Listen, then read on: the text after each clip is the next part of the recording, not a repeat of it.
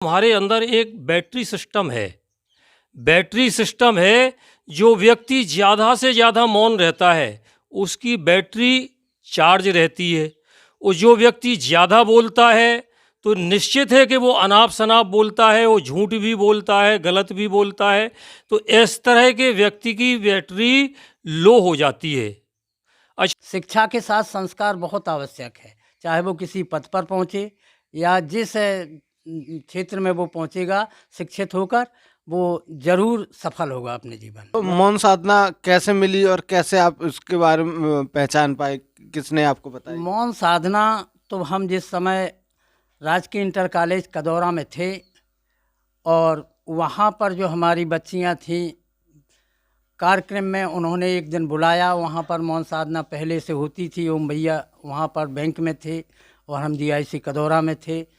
तो हमारे क्लास की जो कक्षा 11 की फर्स्ट ईयर की बच्चियाँ थीं, उन्होंने एक दिन देखने के लिए मुझे बताया कि आज रात जागरण हो रहा है, मर साहब आइए। तो मैं वहाँ पहुँचा और मैंने पूरी रात वहाँ पर सुना उनसे और जाना। फिर मैंने उनसे पढ़ने के लिए कुछ लिटरेचर मांगा तो उन्होंने लिटरेचर दिया, और इसके बाद पढ़ने के बाद जब हमारे समझ में आया तो फिर मैंने वहाँ पर संकल्प लिया, और तभी से हम मौन साधना 1999 से हम मौन साधना कर रहे हैं। क्या समझ में आया आपको? क्यों क्यों करनी चाहिए? इसलिए कि संस्कार विहीन जो पीढ़ी हमारी जाएगी, जो हमारे बच्चे शिक्षित होकर के जाएंगे, वो एक संस्कारवान बनेंगे। संस्कार के साथ शिक्षा बहुत अच्छी तरह से उपलब्ध की जा सकती है। जैसे व्यवहार से व्यापार हो जाता है, जैसे माता पिता की सेवा से भगवान जल्दी मिल जाता है, वैसे ही संस्कार से शिक्षा बहुत जल्दी प्राप्त होती है। मौन साधना में ऐसा क्या है जिससे कि लोगों के अंदर संस्कार डल जाएंगे? मौन साधना में जो उसका पूरा समय, आसन, स्थान, आत्मसमर्पण, 5 आधारों पर जो कार्यक्रम होता है, समय एक निश्चित समय हमारे छात्रों को भी, जिन लोगों ने, जो बच्चियां साधना करती थीं, उन्होंने अपने पढ़ने का समय निश्चित कर रखा था कि हम शाम को 8 से 10 तक पढ़ेंगे और सुबह हम 6 से 8 तक पढ़ेंगे। जब हमने वहाँ पर जाना कि तुम्हें क्या मिला, पूछा उन बच्चियों से, तो उन्होंने, और वो सभी लड़कियाँ बहुत अच्छी निकली थीं पढ़ने में। तो उस संस्कार मिल जाता है तो उनका जीवन बदल जाता है। मौन साधना क्या है और कितने समय करनी होती है? मौन साधना एक संस्कार है। सायंकालीन 6:50 से 7:05 बराबर 15 मिनट निज हित चिंतन, भगवत चिंतन या मौन साधना। तो मौन साधना में किस भगवान की पूजा करनी होती है? और निश्चित पहले तो आप ये बताइए, निश्चित समय ही क्यों करना होता है? जैसे आप एक टीचर हैं तो उस तौर पे बताइए, क्योंकि बच्चों को धर्म और भगवान नहीं समझ में आता। आप उस तौर पे बताइए कि निश्चित समय का क्यों महत्व और क्यों साधना निश्चित समय पे की जाती है? निश्चित समय के लिए कोई भी कार्य क्यों ना हो, दृढ़ता आ जाती है। वो कार्य अवश्य होता, वो प्राथमिकता प्रदान कर देता है। एक निश्चित समय, जब भी किसी भी कार्य में अगर निश्चित समय जोड़ दिया जाए तो उसे प्राथमिकता मिलती है और दृढ़ता होती है। मजबूती के साथ वो कार्य पूरा होता है हमेशा, सदैव दृढ़ता की आवश्यकता होती है। पढ़ाई हो चाहे जिस क्षेत्र में हो, कोई भी कार्य हो। और चिंतन के लिए भी एक निश्चित समय है। चिंतन से ही कार्यों का जन्म होता है। हम जो भी कार्य करते हैं वो चिंतन में आ जाता है, तो उसी का रूप, कार्य रूप में वो चीज़ परिणित हो जाती है। तो मौन साधना में किसका चिंतन करना होता है? मौन साधना में अपने कार्यों का चिंतन करना होता है कि हमने क्या किया और क्या करना चाहिए।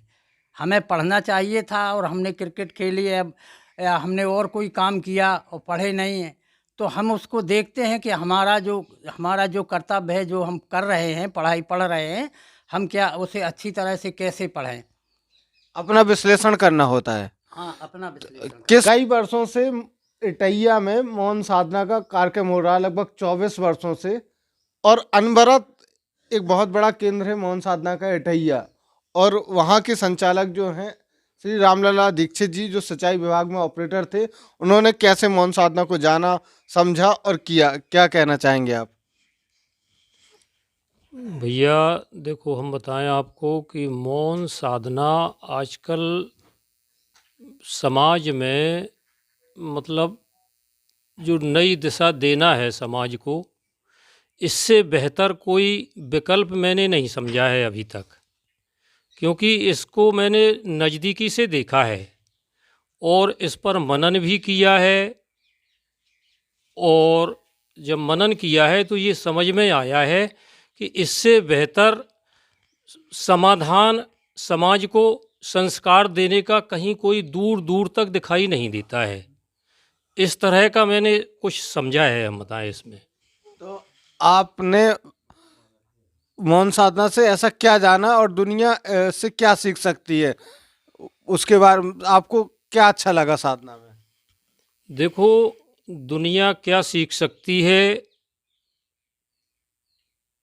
इसे समझने के लिए, दुनिया को समझाने के लिए, मतलब मौन, केवल मौन है बस, वो ज़्यादा से ज़्यादा मौन रहे, क्योंकि इसे समझाने के लिए कोई दूर दूर तक शब्द भी नहीं है।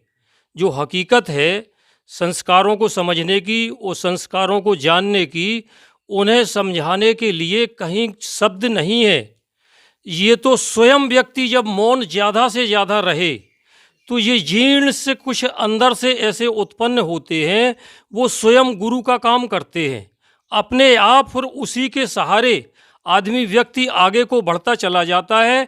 आगे लोग जबकि उससे कहते हैं कि ये व्यक्ति कैसा है, किस तरह से चल रहा है, आगे कठिन रास्ता है, जिस तरह से ये चल रहा है आगे कठिन रास्ता है, लेकिन उसे सब कुछ दिखाई देता है।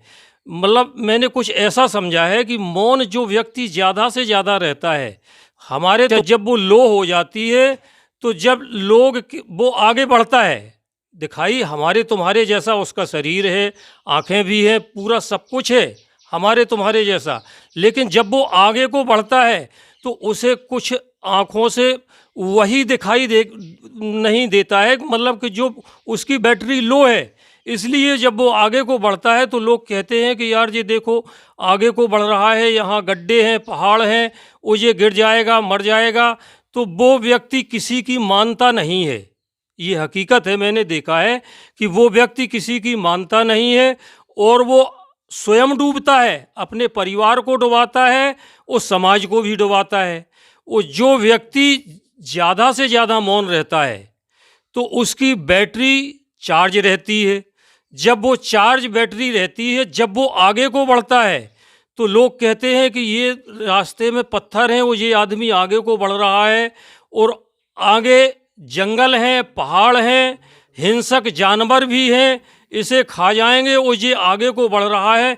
लेकिन वो किसी की मानता नहीं, क्योंकि उसकी बैटरी एकदम चार्ज है और उसे आगे बढ़ने का ऐसा तरीका मिलता है कि वो आगे बढ़ता चला जाता है। और जब वो अपने लक्ष्य को प्राप्त करता है तो उसी से लोग क्या कहते हैं, उससे लोग कहते हैं कि ये तो महात्मा है, ये साधारण इंसान नहीं है, ये महात्मा है। तो ये मौन साधना का रहस्य मैंने कुछ समझा है। मौन में अद्भुत शक्ति होती है, अभी भैया जी ने बताया। और जो व्यक्ति मौन रहेगा वो अपने आप से परिचित होगा, और पूरी दुनिया में जो मौन की शक्ति का रहस्य जान गए हैं उन्होंने अपना जीवन बदल लिया है, ऐसा भैया जी का कहना है। और मौन साधना को अगर आपको और समझना है तो आप इस चैनल को फॉलो करिए रहेगा।